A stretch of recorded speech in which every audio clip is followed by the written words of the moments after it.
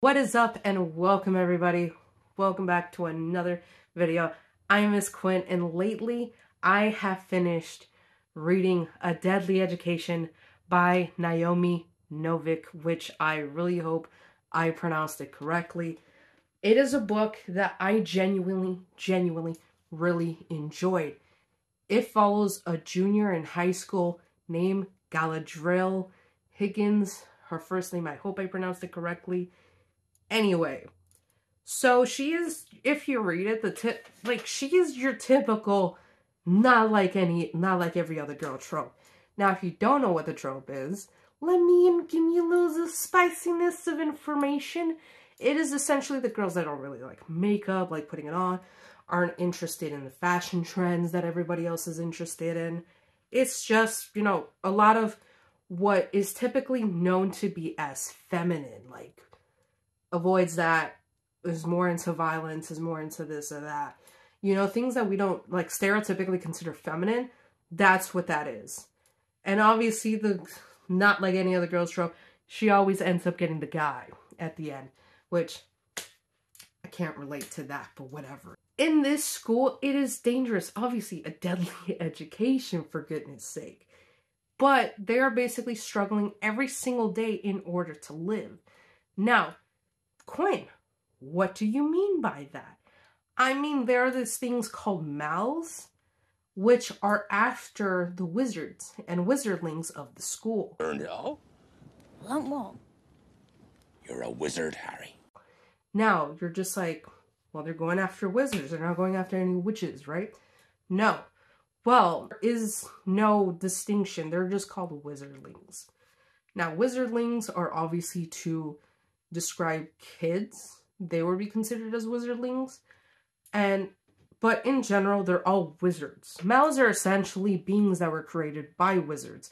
Like, let's just say, if you took the fabulous Joel here, and you wanted to mix him up with this lovely koala, and you wanted to mix him up again with, take a good mixture of all of these, or like, just pretend these represent different animals.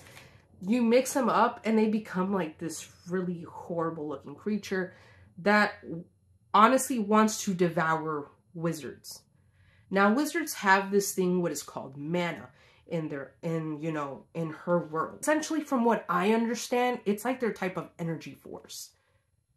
Because every single thing has, mana. It has energy to a certain extent. However, it's this energy, it's this mana that obviously the creatures feed off of.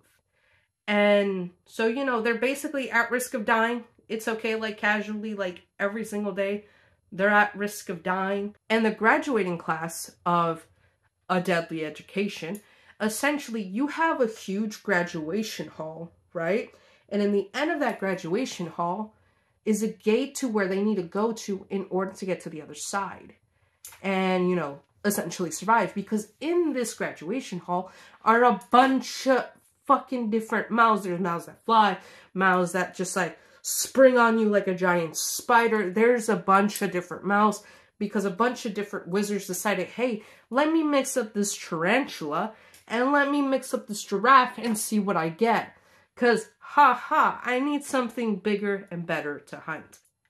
Now, Elle, from what the main girl goes by, now, she meets a guy named Orion. I think that's how you pronounce it. I'm not sure how to pronounce their names correctly, but I will leave how their names are spelled here. So he is like the hero of the book, okay? He just loves killing mouths. Doesn't care what he has to do. He will go anywhere just to kill a mouse. He will risk his own life just to kill a mouse. And he has even saved Elle a bunch of times throughout the book. In total, they make like a little joke about it. He has saved her 11 different times. And it's honestly funny because, she just doesn't like to be saved. Because essentially, she wants to be able to show off what she can do. And I'm pretty sure you're just like, Quinn, why does she want to show off? That's pretty stupid. No. That's because in this world, instead of what you consider a coven, for them are enclaves. I think that's how you pronounce this stuff. Anyway, so the enclaves are very selective on the people that they let in.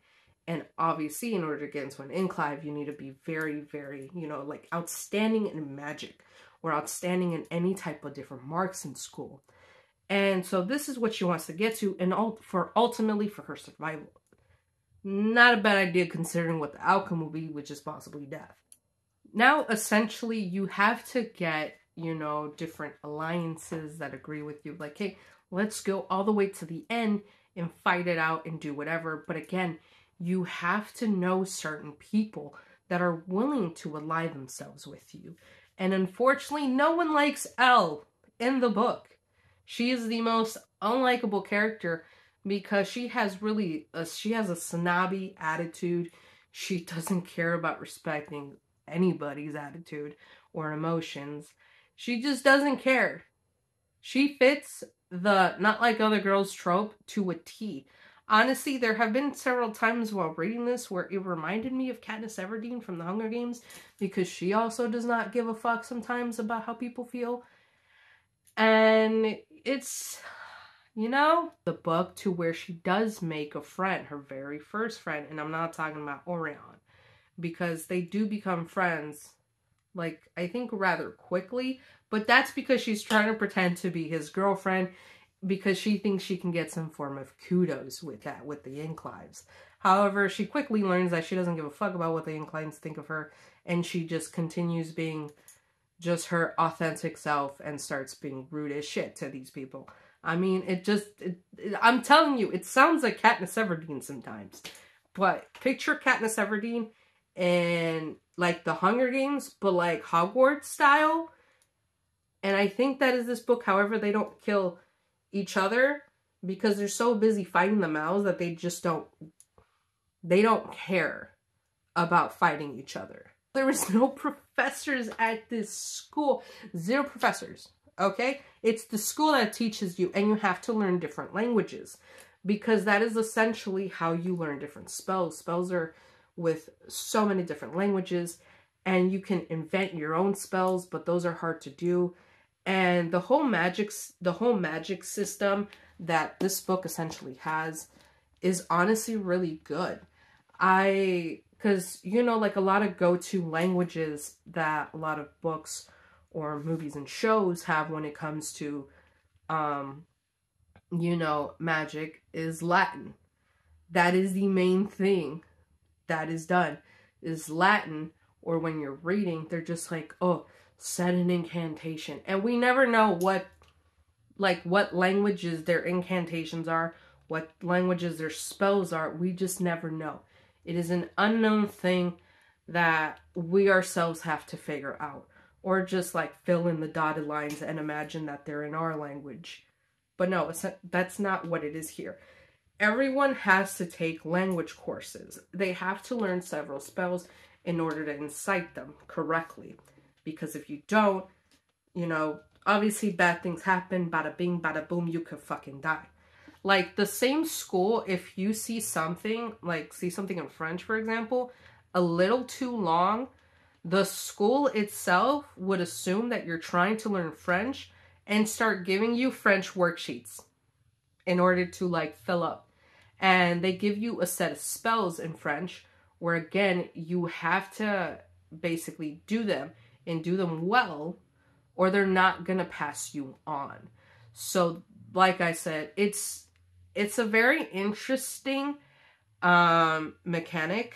Not mechanic. It's a very interesting magic system that I haven't seen before or read before. Like I said, I mostly just seen like in Harry Potter, for example, they have English. No, because it's Expelliarmus and Expecto Patronum. I don't know what you would be. I think that's just made up. I don't think that's a language. I think that's something that J.K. Rowling just made up. Which is no problem with that. There's no problem. But something like this, where it is languages, but they themselves have to learn said language. There's no one else to teach them. And just the fact that, You can have spells in every single language. I mean, we first see Elle trying to get cleaning spells from a void because, you know, her room's fucked up because O saved her in the beginning of the book. And she's just like, well, now I gotta clean my fucking room. Thanks a lot. There's spells for everything. Even one to literally kill a bunch of people at the same... There's so many killing spells. It is ridiculous.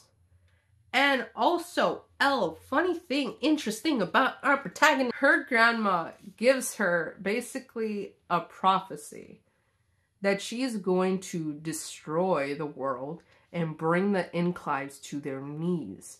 So essentially making her an evil B-word. Which I don't know why I said B-word, considering that I'm pretty sure I already spouted the F-word a couple of times.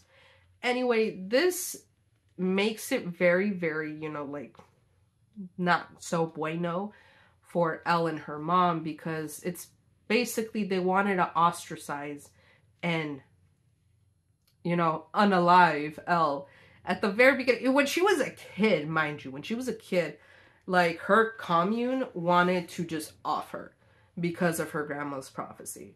But her mom was just like, my child, back off, you're not touching her. So it's very nice from that part, because we start seeing that Elle is trying really hard, actually, because she has a bad anger problem.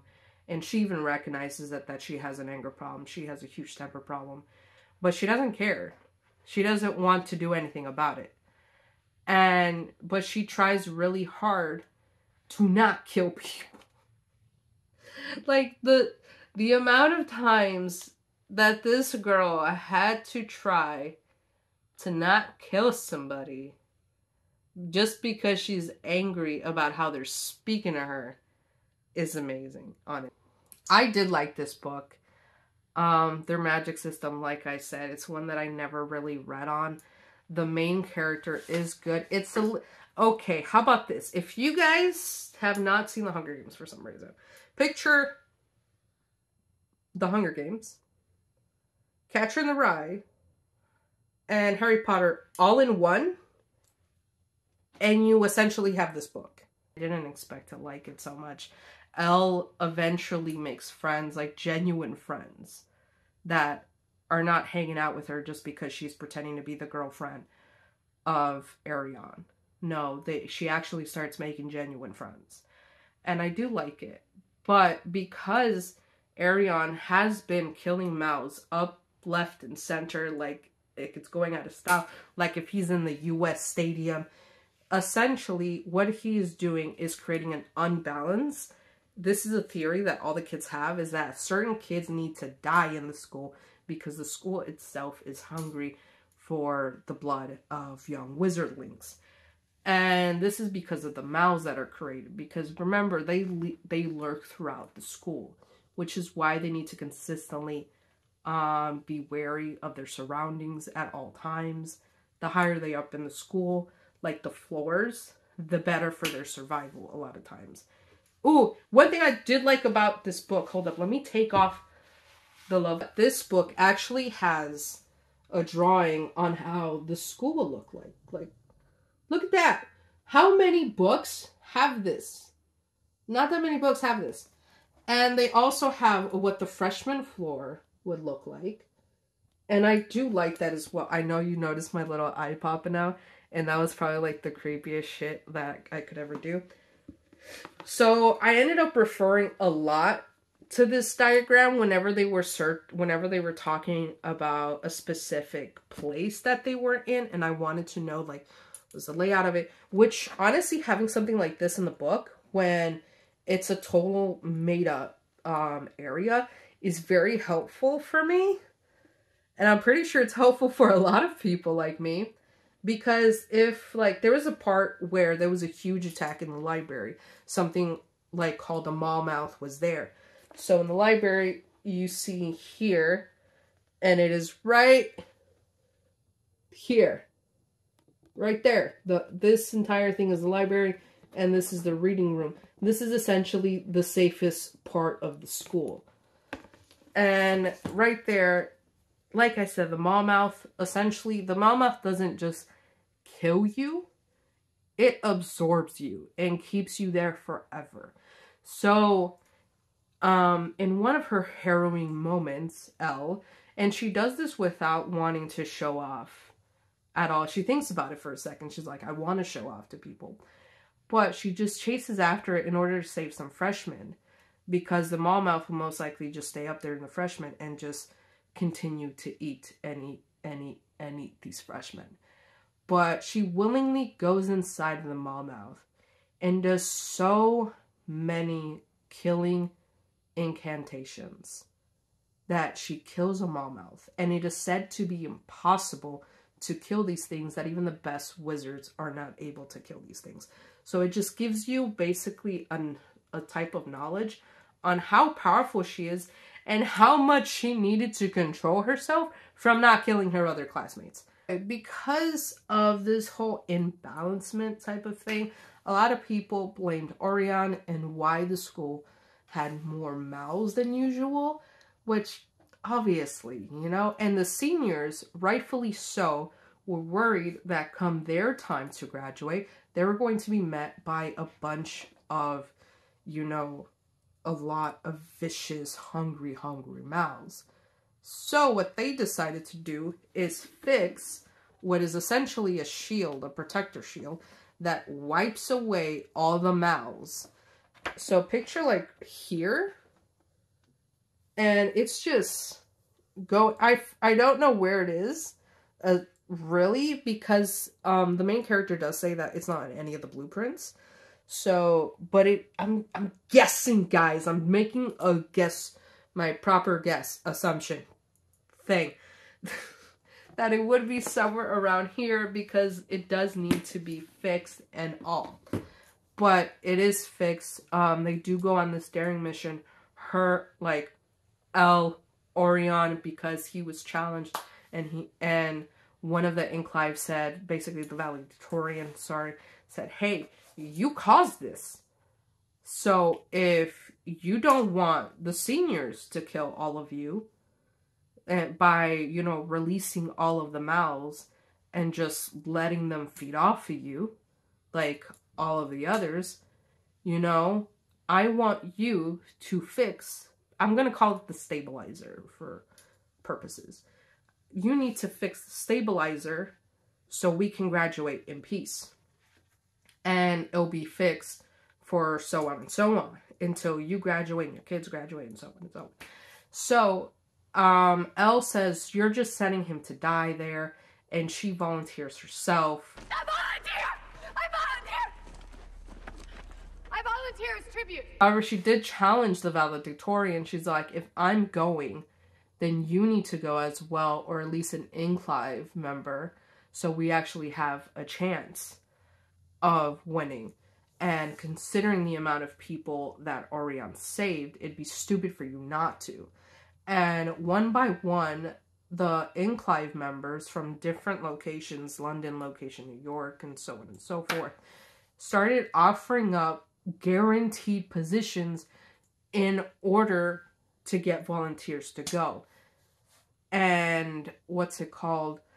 Elle did, however, say that she wanted the best of the best of the Enclaves. So, like, from all the Enclaves, she wanted the best students.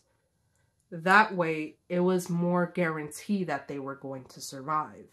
Which they did-ish. 3 students died. I'm sorry for the awkwardness in the video, guys. I'm getting used to recording videos again and showing my face. And if you're wondering, Quinn, how are you showing your face? You said you wouldn't be showing your face. Well, I'm recording this on my phone. So, there's that. But it's okay, because, like, 5 lived. So, it's a pretty even trade. My schedule is going to be the kind of the same as before I left. I will be recording 2 commentary videos and 1 gameplay video. So it's going to be commentary, then a gameplay, then commentary, then another gameplay.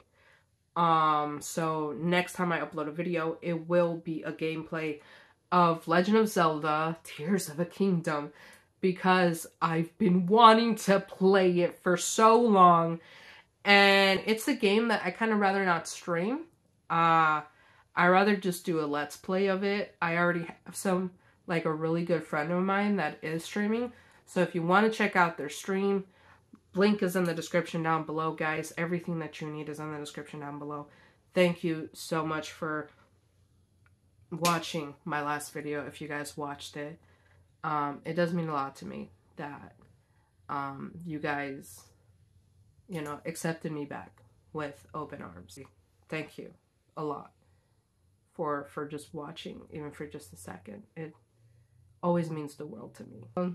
But yeah, if you haven't seen my last video, guys, my last video of me back, please check that out. It will be somewhere on the screen, guys. I need to get back into this, okay? Baby steps. Alright, guys. Thank you all so much for watching, and have a great, great